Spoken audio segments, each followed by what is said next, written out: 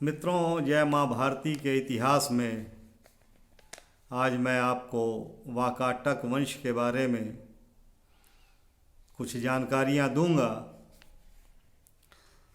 सातवाहनों के पतन के बाद उनके अधीन राजाओं ने अपने आप को स्वतंत्र घोषित किया और छोटे छोटे राज्यों में विभक्त होकर वे राज करने लग गए।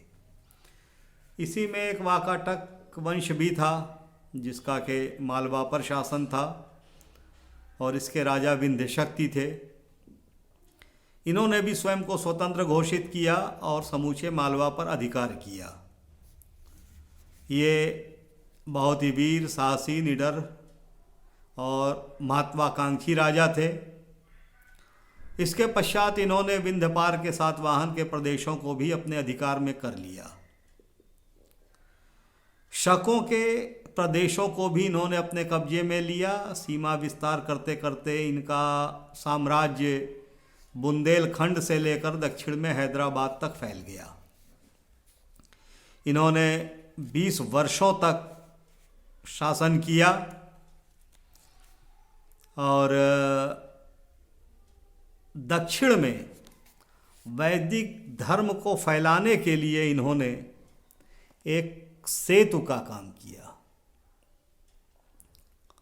वायु पुराण और अजंता लेख में विंध्य शक्ति का उल्लेख मिलता है। इसके बाद इनके पुत्र प्रवर सेन प्रथम ने 275 ईस्वी से लेकर 335 ईस्वी तक शासन किया। अपने 60 वर्षों के शासन काल में इन्होंने इस वंश के एकमात्र सम्राट होने का गौरव प्राप्त किया। इनके शासनकाल में वाकाटक साम्राज्य एक शक्तिशाली साम्राज्य के रूप में भारतवर्ष के मानचित्र पर चमकने लगा। स्मरण रहे, ये वो दौर था जब उत्तरी और पूर्वी भारत में गुप्त वंश का उदय हो चुका था।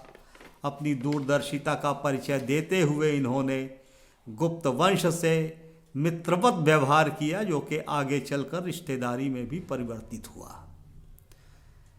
अपनी दक्षिण विजय के अभियान में गुप्त वंश ने कभी भी वाकाटकों पर हमला नहीं किया। इस सम्राट ने अपने शासन काल में 4 अश्वमेध यज्ञ और 1 वाजपेय यज्ञ करवाया। लगभग सभी इतिहासकार प्रवर सेन प्रथम को इस वंश का सबसे प्रतापी और शक्तिशाली शासक मानते हैं। इतिहासकारों के अनुसार प्रवर सेन प्रथम के बाद वाकाटक वंश 2 शाखाओं में विभक्त हो गया। पहली शाखा प्रवरपुर नंदिवर्धन और दूसरी वत्सगुल्मा शाखा थी। इसके पश्चात इनके पुत्र रुद्रसेन प्रथम ने 335 ईस्वी से लेकर 360 ईस्वी तक सत्ता की बागडोर संभाली। यह गुप्त वंश के प्रसिद्ध राजा समुद्रगुप्त के समकालीन थे। इन्होंने वैष्णव धर्म से शैव धर्म को अपना लिया। यह महाभैरव के उपासक थे। साम्राज्य विस्तार के लिए इन्होंने कोई खास प्रयत्न नहीं किए। इसके बाद पृथ्वीसेन प्रथम ने 360 से 385 ईसा पूर्व तक शासन किया। ये भी साहित्य और कला प्रेमी थे। इन्होंने वैष्णव धर्म से शैव धर्म अपनाया। यह महाभैरव के उपासक ये भी रहे। इनकी तुलना महाभारत के युधिष्ठिर से की जाती है।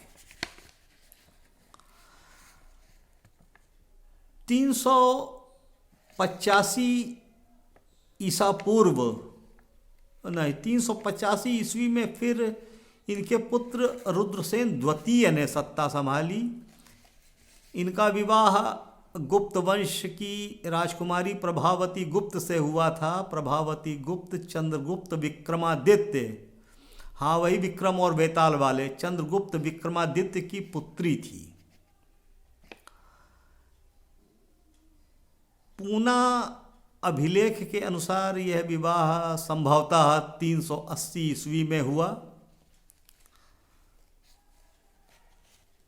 उसके बाद 390 में रुद्रसेन द्वितीय की आकस्मिक मृत्यु के पश्चात इनके पुत्र दिवाकर सेन अल्पवयस्क थे, इसलिए इनकी माँ प्रभावती गुप्त ने उनकी संरक्षिका के रूप में शासन किया। परंतु एक दुखदाई घटना और घटी कि दिवाकर सेन की भी मृत्यु हो गई। उसके बाद दामोदर सेन भी अल्पवयस्क थे। दामोदर सेन की संरक्षिका के रूप में भी प्रभावती गुप्त ने शासन किया और नंदीवर्धन से राजधानी प्रवरपुर में बनाई। शकों का उन्मूलन इन्हीं के काल में हुआ और यही दामोदर सेन आगे चलकर प्रवरसेन द्वितीय के नाम से विख्यात हुआ। फिर 410 से 440 ईस्वी तक प्रवरसेन द्वितीय ने शासन की बागडोर संभाली। यह 20 वर्ष की अवस्था में ही सिंहासनारूढ़ हो गया था।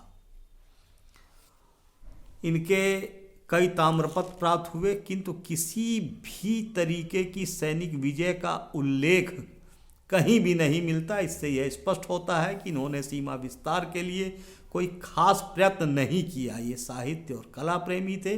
इन्होंने सेतुबंध नामक काव्य की रचना स्वयं की। इनके पुत्र नरेंद्र सेन का विवाह कदम्ब वंश की राजकुमारी अजित भट्टारिका से हुआ था।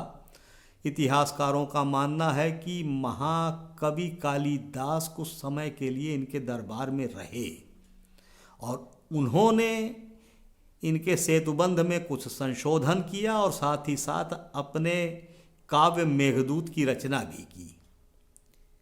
इनके पुत्र नरेंद्र सेन ने 440 से 460 ईस्वी तक सत्ता का कार्यभार संभाला और इसके पश्चात पृथ्वीसेन द्वितीय 460 से 480 ईस्वी तक वाकाटक वंश की बागडोर संभाली। आगे चल के वाकाटक की दोनों शाखाएं एक में मिल गई। इस वंश का अंतिम शासक हरिशेर था, जिसने कि 510 ईस्वी तक शासन किया।